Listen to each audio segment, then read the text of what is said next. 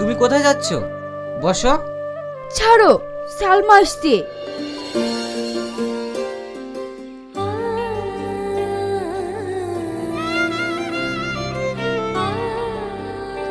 ওগো, রাগ তো তুই ঠিক আছে, তুমি হাত মুখ ধুয়ে এসো, আমি খাবার খুলছি।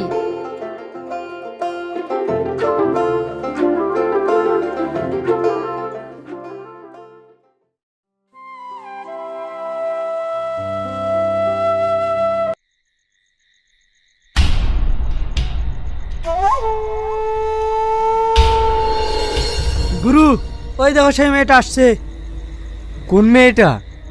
কেন, আপনার মনে নেই?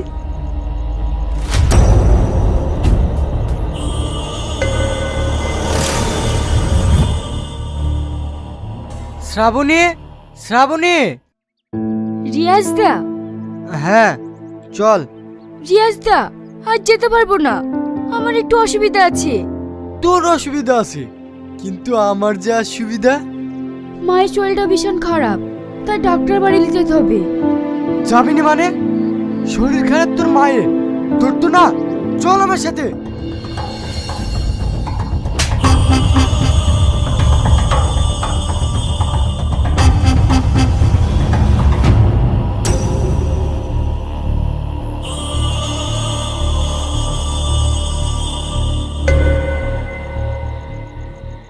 রিয়াজের গায়ে হাত, আজ সব শুদ্ধ আসলে উসুল করে নেব।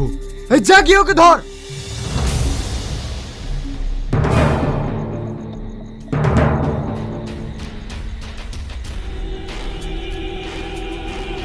কে আপনারা?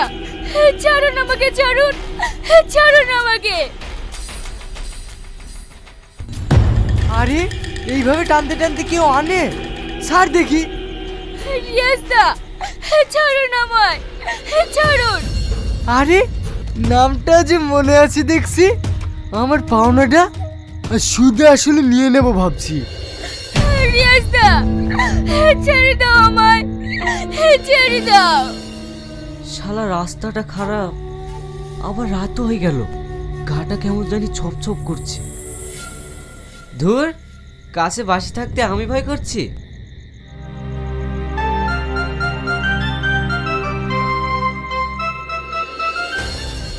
ছেড়ে তো দেবই, আগে আমার পাওনাটা শোধ করে নিই।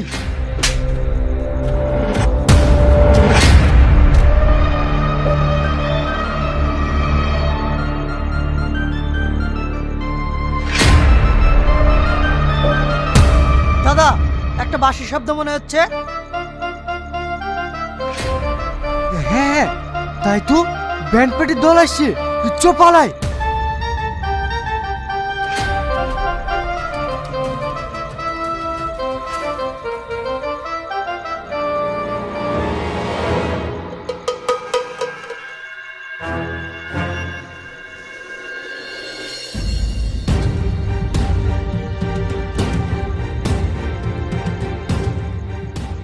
ওরা মানুষ না জানোয়ার?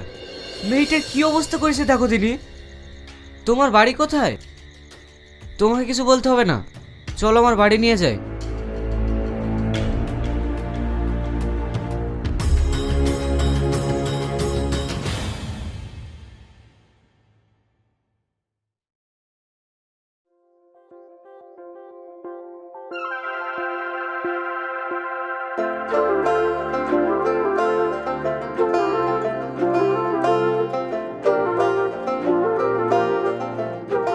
কি আপনি বলুন তো, আপনার বাড়ি কোথায় আর কোথা থেকে আসছিলেন?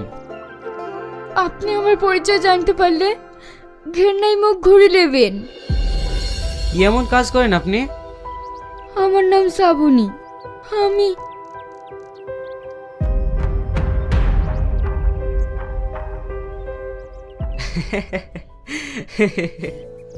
কেন এসব অসৎ পথে ইনকাম করেন আপনি? চেয়েছিলাম তো এই সৎ পথে ইনকাম করতে, কিন্তু এই সমাজ আমাকে করতে দেয়নি, তাই মাকে নিয়ে বেঁচে থাকার তাগিদে আমি এই কাজটা করতে বাধ্য হয়েছি। অবশেষে মাকেও বাঁচাতে পারিনি। আজ আমি সব দিক দিয়ে শেষ হয়ে গেছি, আর আপনি আমায় দেখি হাসতেন। না না, আপনাকে উপহাস করে আসিনি, আপনি সত্যি কথা বলেছেন তো তাই। আর আপনার সত্যি কথাটা শুনে আমি খুব খুশি হয়েছি। আজকের পর থেকে আপনি কোথাও যাবেন না, আপনি আমার এখানেই থাকবেন। সালমা, তুই শ্রাবণীর কাছে বস, আমি দুটো বাজার করে নিয়ে আসি। ঠিক আছে ভাই, তাড়াতাড়ি এসো কিন্তু।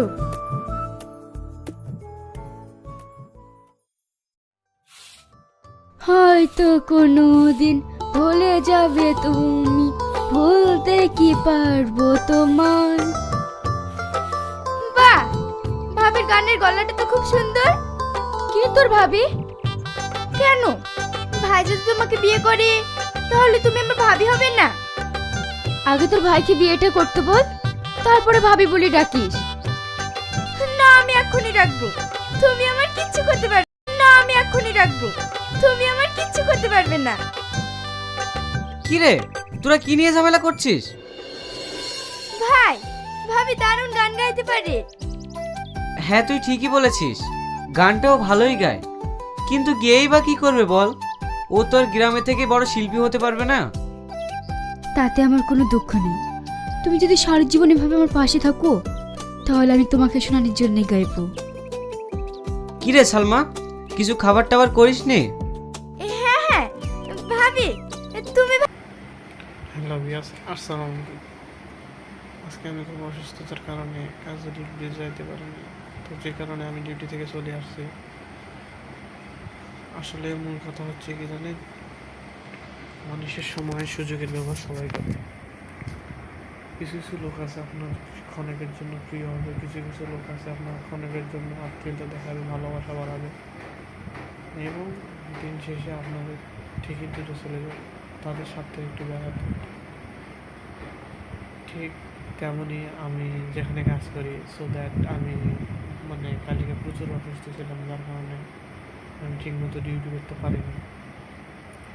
আমাদের কাজের একটা নিয়ম আছে, আমরা যতই অসুস্থ হই কিছু হই, আমাদের যে ডিউটি যায় আমাদের মানে হাজিরা খারাপ। তো আমাদের যিনি মোস্তাদ আছে ওনাকে বললো উনি ছেড়ে দেন, যে অসুস্থ ওদের ছেড়ে দেন, কিন্তু সবাইকে দেয় না। তার সাথে যার আন্তরিকতা বেশি, যার ভালোবাসা বেশি, সে শুধু তাকে দিবে, তাছাড়া বদ্ধই কাউকে দিবে না। তো যাই হোক, সেটা বড় কথা নয়। বড় কথা হচ্ছে আমি কালকে অসুস্থ থাকার কারণে 12টা কিন্তু ডিউটি করছি, তারপর আমি শুয়ে গেছি। আমার অপরাধ, আমি কেন শুয়েছিলাম, যার কারণে আমাকে নাইট শিফটে ডিউটি দেওয়া হয়েছে। এখন একটা আপনি জিনিস আপনারা বোঝেন, একটা মানুষ অসুস্থ কিন্তু সবাই হয়, তো তাকে কি নাইটে দেওয়া কাজটা কি ঠিক করছে? আপনারা একটু কমেন্টে বলবেন। দ্বিতীয়ত, আমি তাকে আমার সাধ্য ছাড়া ভালোবাসি। যেমন তার একটা পেজ দাঁড় করাই দিয়েছি, তার একটা প্রোফাইল মনিটাইজেশন অন করে দিয়েছি, আলহামদুলিল্লাহ মোটামুটি ভালো ডলার ইনকাম করে। তো উনি মাস শেষে দেখা যায় মানে যে আপন তাকে এনে পর বলতে, এখন আমি তো আর আমার তার মতো তাল মিলিয়ে চলতে পারি না, কারণ আমি মিথ্যা কথা বলতে পারি না, কারো গালিয়ে কাজ করতে পারি না। সবচেয়ে বড় কথা হচ্ছে আমার ফ্রেন্ড, মানে যার সাথে আমার খুবই ক্লোজ ছিল, হ্যাঁ হ্যাঁ হ্যাঁ চাকরি থেকে বের করে দেওয়া হয়। মানে বের করে দেওয়ার মূল কারণ হচ্ছে একদিন অসুস্থ ছিল, অসুস্থতার কারণে ডিউটিতে যেতে পারেনি। এটা হচ্ছে তার সবচেয়ে বড় দোষ। তো ডিউটিতে না যাওয়ার কারণে তাকে বলা হয় যে তুমি ডিউটি থেকে চলে যাও, তারপর সে গেছে। এখন আমার যে ক্লোজ ফ্রেন্ড ছিল, মানে আমার ফ্রেন্ড যে ছিল, এই জন্যে এখন দোষ আমারও।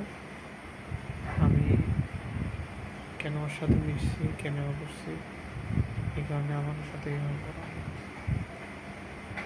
আসলে মূল কথা ওটাও না, যেটা ভালো মনে হয় তাই সেটা করে কামনা মিলে কোনো দেখার বিষয় নেই। আমি আসছি কাজে, আমার কাজ পাইলে হলে আমার নতুন পাইলে, এখন তারপরে মানুষের সুবিধা অসুবিধা বলতে কিছু থাকে। হাতের 5টা আঙুলে এখন ঠিক তেমনই মানুষের কথাবার্তা ধরে সবার কিন্তু এখন আজকে উনি যা হাত করলো, কি আর বলবো। উনি যা করলো বলার মতো না। হোক, আমারই কষ্ট হবে, মানুষজন সুখে থাকে এই কাম্য করি সবার প্রতি। যেহেতু কাউকে কেউ মানে বর্তমান যুগে মন থেকে বিশ্বাস করিয়েন না, করলে আপনাকে ঠকান, সে যে কেউ হোক না কেন। বিশেষ করে কাজের ক্ষেত্রে কাউকে মনের কথা শেয়ার করবেন না, মনের কথা মনে রাখবেন, সবসময় মাটি চাপা দিয়ে রাখবেন। আসলে বিষয়টা এমন হয়ে দাঁড়াইছে, মানুষকে কি বলবো, আজকে আপনার স্বার্থ মতো আমি কাজ করে দিচ্ছি, আমি আপনার কাছে ভালো, কালকে আমি আপনার স্বার্থ মতো আমি কাজ করতে পারলাম না, আমি আপনার কাছে খারাপ। বাস্তবতা এমন একটা জিনিস বুঝছেন, যেটা বলে বোঝানো সম্ভব না। মানুষ ভালো হয়, ভালো খারাপ হয়, তারপরে ভালো রূপ নেয়, মানুষের রূপ নেই। কিন্তু যদি কেউ ধরতে পারে তাহলে সে কিছু করতে পারবে, আর যদি কেউ না ধরতে পারে তাহলে সে কিছু করতে পারবে। আজকে আমি ভিডিও বানানোর কোনো উদ্দেশ্য নেই, উদ্দেশ্য হচ্ছে মনের কিছু কথা আপনাদের মাঝে শেয়ার করি। তো ভিডিওটা কেমন হয় না হয় আপনারা একটু কমেন্টে জানাবেন। আসলে আমি নতুনভাবে কন্টেন্ট ক্রিয়েটার জগতে পা দিচ্ছি, তো হয়তো বা আমার কথাবার্তা ভুল হতে পারে, অথবা আমার কোনো ভিডিও ভুল হতে পারে, তো আপনারা একটু আমাকে ক্ষমার দৃষ্টি দেখবেন। আর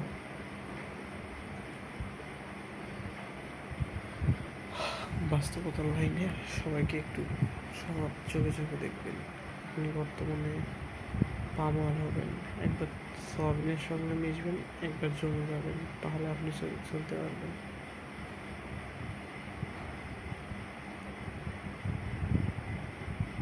তো আমার জন্য সবাই দোয়া করবেন, হ্যাঁ, আমি যেন তাড়াতাড়ি সুস্থ হতে পারি। কি আর বলবো, ভালোবাসা।